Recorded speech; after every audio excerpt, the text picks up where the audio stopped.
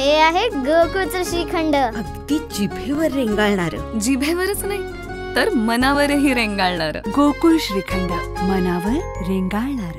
नान्नी शिरोळमध्ये जिनसेन स्वस्ती श्री मठ आहे. त्या मठामध्ये गेले अनेक वर्ष हत्ती तिथं त्या ठिकाणी आहे आणि 200 वर्षाची परंपरा आहे. तिथं हत्ती आहे. अनेक मठांमध्ये हत्ती आहेत. परंतु आता सगळे हत्ती हे वंताराला घेऊन जायचं नियोजन सरकार करतंय. सामाजिक बांधिलकी ठेवून किंवा धार्मिक भावना या हत्ती नेण्यामुळे दुखवण्याची शक्यता आहे. त्यामुळे आमची सरकारला विनंती आहे की याचा फेरविचार करावा. 200 वर्षी जी परंपरा आहे ती परंपरा जैन समाजाची आपण मोडणार आहेत का?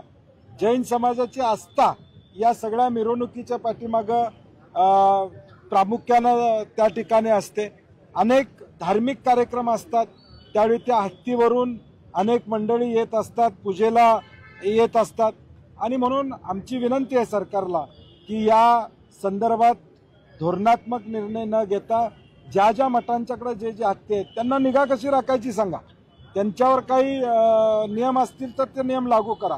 परंतु सगळेच उचलून तुम्हाला हत्तीच घेऊन जायचं असेल तर आमचं नुकसान करणारे हत्ती दाजीपूरमध्ये आहेत, तर जे शेतकऱ्यांचं नुकसान करतात ते पकडाने घेऊन जावा. चंदगड बसणं हत्ती आहेत ते.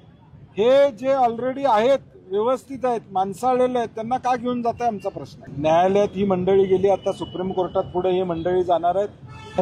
जैन समाजाच्या धार्मिक भावना दुखावल्या जातात. मूळ मुद्दा काय की तिथं हत्तीची निगा राखली नसती, त्याच्यावर अत्याचार होत असतील तर ठीक आहे, आपण समजू शकतो की प्राण्यांचा कायदा आहे. परंतु तिथं हत्ती स्वतःपेक्षा जैन समाज त्याची जास्त काळजी करतोय.